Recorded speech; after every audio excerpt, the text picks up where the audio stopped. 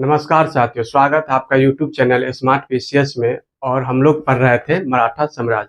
तो पिछले क्लास में हम लोगों ने शिवाजी के बारे में सब कुछ देख लिए थे। ठीक है, तो देखते हैं कि शिवाजी के मृत्यु के बाद उनका बड़ा पुत्र संभाजी पन्हाला के किले में कैद थे। तो उस स्थिति में उसके दूसरे पुत्र राजा राम मराठा की गद्दी पे बैठते हैं। लेकिन जब संभाजी वापस आते हैं तो राजा राम को गद्दी से हटा के खुद मराठा की गद्दी पे बैठते हैं और मराठा का शासक बनते हैं। तो आइए हम लोग शिवाजी के उत्तराधिकार को आज पढ़ेंगे। उसके बाद वाले क्लास में हम लोग पेशवा को देखेंगे और उसके बाद जो भी मराठा एंग्लो युद्ध हुआ था इस तरह से देख के और किस तरह से मराठा को अंग्रेजी साम्राज्य मिला लिया जाता है सबको देखेंगे। ठीक है, तो आइए हम लोग शुरू करते हैं इस चैप्टर को यहाँ से। और अगर आप लोगों ने इस चैनल को सब्सक्राइब नहीं किया तो सब्सक्राइब जरूर कर दे और बेल आइकन को जरूर टैप कर, जिससे जो भी नया वीडियो बनेंगे आपके यूट्यूब पे सबसे पहले आ जाएगा। ठीक है, आइए हम लोग शुरू करते हैं। तो देखते हैं संभाजी का समय था 1680 से 1689। ठीक, और पृष्ठभूमि यही था कि उस समय वो पन्हाला के किले में कैद थे। तो राजा राम गद्दी पे बैठते हैं, लेकिन जब वो वापस आते हैं संभाजी तो उसको गद्दी से हटा के खुद वहाँ का शासक बनते हैं, मराठा का शासक बनते हैं। ठीक है, उसके बाद देखते हैं कि अष्टप्रधान का विघटन। तो शिवाजी के समय मंत्री परिषद था जिसका नाम था अष्टप्रधान। तो ये क्या करते हैं, संभाजी मराठा अधिकारियों पर अविश्वास के कारण अष्टप्रधान का विखंडन तथा सारे प्रशासनिक अधिकार कवि कलेश नामक उत्तर भारतीय ब्राह्मण को दे देते हैं। ठीक है, तो कवि कलेश नामक एक पद का ये स्थापना करते हैं जो कि उत्तर भारतीय ब्राह्मण को दे देते हैं सभी प्रशासनिक अधिकार, यानी कि कवि कलेश को। ठीक है, उसके बाद देखते हैं औरंगजेब के पुत्र शाहजादा अकबर का विद्रोह होता है संभाजी के समय। ठीक है, तो होता ये है कि शाहजादा अकबर का ये अपने राज्य में संरक्षण दे देते हैं, मतलब मदद कर देते हैं और अपने राज्य में रहने के लिए कह देते हैं, जिस कारण औरंगजेब से इसका युद्ध होता है और जिसमें औरंगजेब इनको कैद कर लेते हैं संभाजी को। ठीक है, और कैद करने के बाद इनकी हत्या कर देते हैं 1689 में। इन्हीं के ऊपर एक मूवी अभी आया है छावा। ठीक है, ये संभाजी के ऊपर है, देखिएगा आप लोग जरूर, तो ज्यादा समझ जाइएगा क्योंकि इसमें कैद कर लिया जाता है, उसके बाद इसको औरंगजेब हत्या कर देते हैं इसी शाहजादा अकबर की मदद करने के कारण। ठीक है, अब इसकी मृत्यु के बाद राजा राम बनते हैं 1689 से 1700 इसका समय था। राजा राम फर्स्ट ये मराठा का शासक बनते हैं, मराठा की गद्दी पे बैठते हैं, क्योंकि संभाजी का पुत्र शाहू बहुत अल्पवयस्क स्थिति में थे, बहुत छोटा था। ठीक है, तो राजा राम शासक बनते हैं और जिंजी में शरण लेते हैं। जो शिवाजी के समय जो अंतिम उनका अभियान था जिसमें जिंजी का किला जीता था, याद होगा पिछले क्लास में हम लोगों ने पढ़े थे, तो वही जिंजी में ये शरण लेते हैं। तो यहाँ शरण लेने का क्या कारण था, औरंगजेब के आक्रमण से बचने के लिए। ठीक है, तो 1691 में जब औरंगजेब जिंजी पर घेरा डाला तो इसी किले में अगले 8 वर्ष तक कैद थे। तो वो करते क्या है कि इस समय रायगढ़ को संभाजी राजधानी बनाते हैं। ठीक है, याद रखिएगा, रायगढ़ को राजधानी बनाते हैं और औरंगजेब से बचने के लिए ये जिंजी जाते हैं और औरंगजेब जिंजी का किला को घेरा डाल देते हैं 1691 में। इसके बाद ये अगले 8 वर्ष तक राजा राम इसी किले में कैद रहते हैं, 8 वर्ष तक इसी किले में कैद रहते हैं। ठीक है, उसके बाद 1698 में जिंजी से सतारा जाते हैं। ठीक है, भाग के वहां से जिंजी से सतारा भाग कर जाते हैं और सतारा को राजधानी बनाते हैं। तो इसी तरह सतारा को राजधानी बनाए और जिंजी से भाग के 1698 में ये सतारा गया, उसी को राजधानी बनाए। ठीक है, और प्रतिनिधि नामक नए पद की नियुक्ति की। ठीक है, प्रतिनिधि नामक एक नए पद की नियुक्ति ये करते हैं।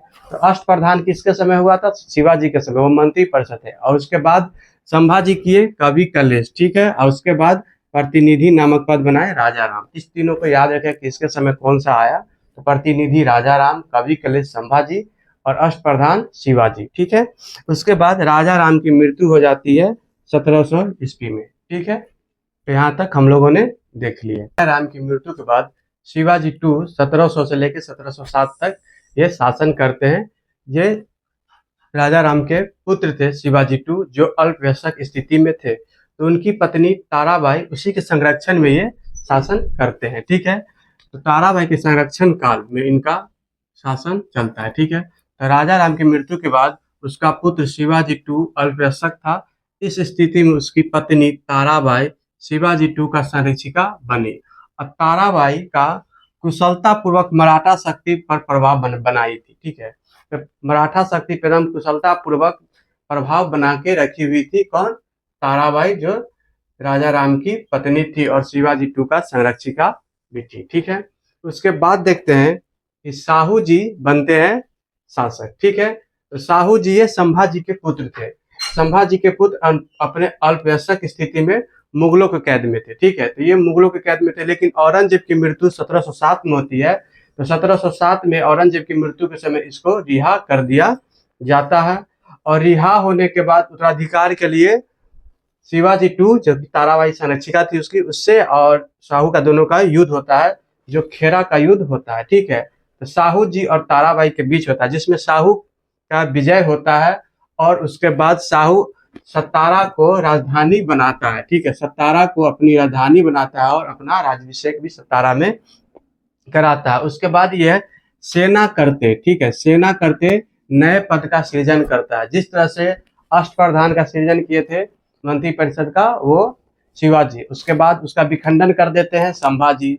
उसके बाद कवि कलेश बनाते हैं संभाजी। उसके बाद प्रतिनिधि नामक पद बनाते हैं कौन? राजा राम। उसके बाद इसी तरह से सेना करते नया पद का ये सृजन करते हैं और इस पद पे बालाजी विश्वनाथ को नियुक्त करते हैं, ठीक है।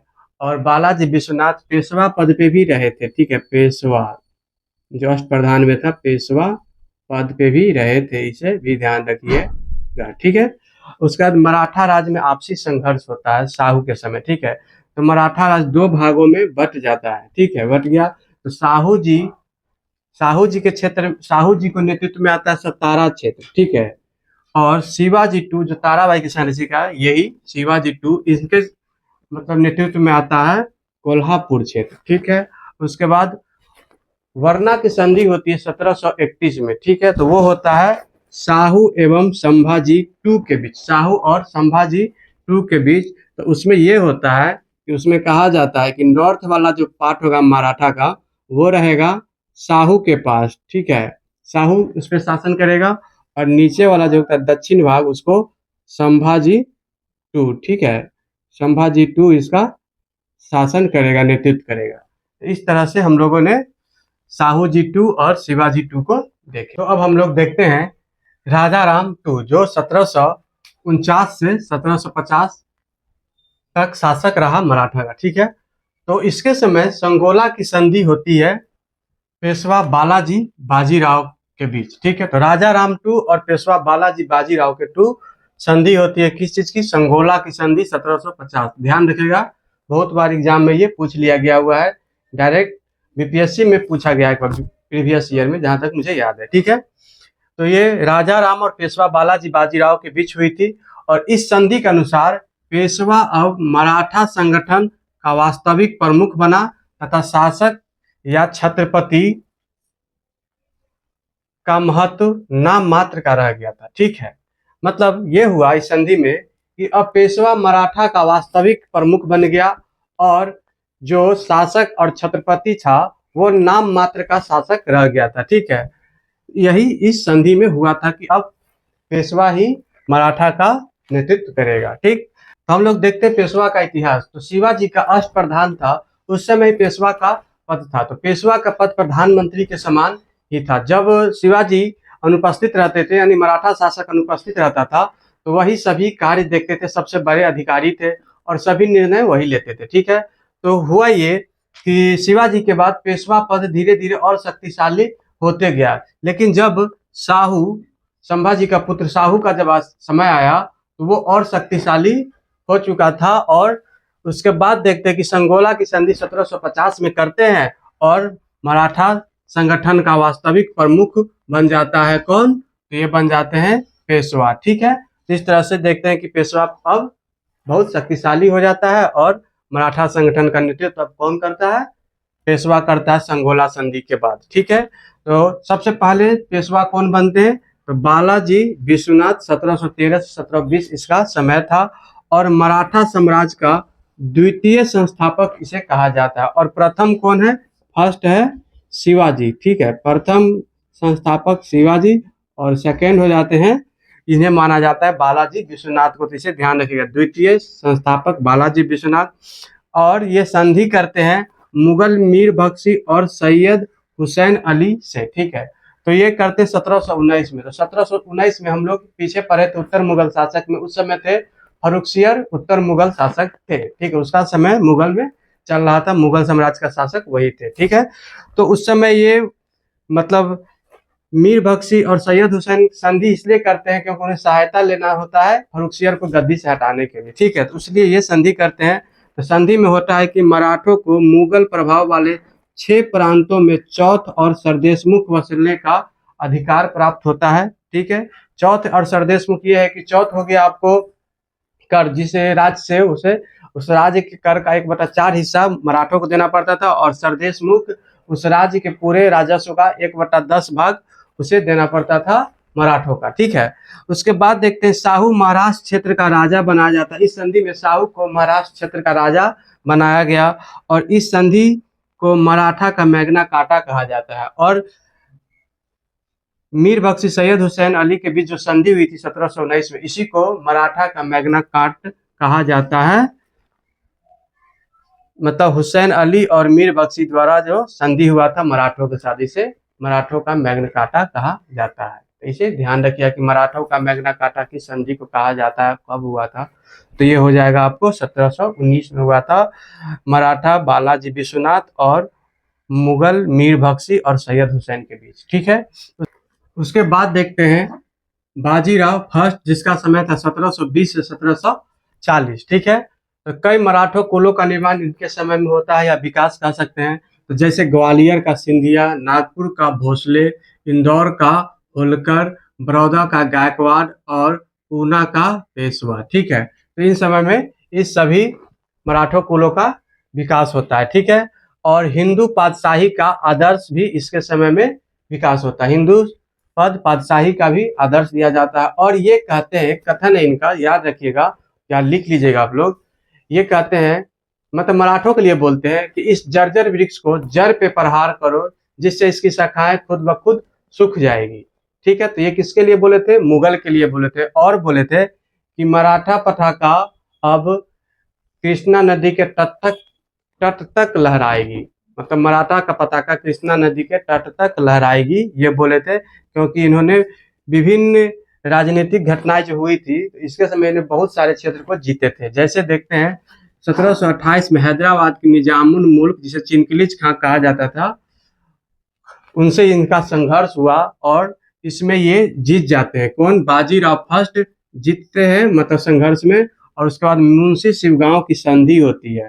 तो मुंशी शिवगांव की संधि होती है, तो इसमें कहा जाता है मतलब ये चौथ देने के लिए स्वीकार कर लेते हैं इनको, बाजीराव फर्स्ट को। और उसके बाद होता ये है कि बोलता है कि साहू को ये मतलब महाराष्ट्र का राजा मानते हैं, ठीक है। उसके बाद 1739 में ये सालसेट क्षेत्र पुर्तगालियों से छीनते हैं, मतलब जीत लेते हैं, छीन लेते हैं। और उसके बाद और भी बुंदेलखंड, गुजरात, मालवा, इस सब क्षेत्र में ये अपना अधिकार कर लेते हैं, जीत लेते हैं। तो इस तरह से देखते हैं कि बाजीराव फर्स्ट के समय भी बहुत सारे महाराष्ट्र का विस्तार होता है, बहुत सारे क्षेत्रों में भारत के। तो आगे के वीडियो में हम लोग पढ़ेंगे बालाजी बाजीराव फर्स्ट के बारे में, और देखेंगे कि उसी के समय पानीपत की तृतीय युद्ध हुई थी। उसके बाद मराठा का फिर से बनते हैं माधव राव नारायण राव, शासक बनते हैं मराठा का। उसके बाद एंग्लो मराठा युद्ध होता है, उसके बाद मराठा को अंग्रेजी साम्राज्य में मिला लिया जाता है। तो इस तरह से हम लोग कल वाले नेक्स्ट वीडियो में पढ़ेंगे, ठीक है। तो आप लोग को यहाँ तक यह वीडियो कैसा लगा जरूर बताइए कमेंट बॉक्स में, और क्वेश्चन आप लोग जरूर लगाइएगा, और 1-2 बार जरूर इस वीडियो को देखिएगा अच्छे से और लिख लीजिएगा। आपको बहुत ज़्यादा अंडरस्टैंडिंग बन जाएगी, उसका जो भी क्वेश्चन लगाएगा आपको जरूर सॉल्व हो जाएंगे, ठीक है। धन्यवाद।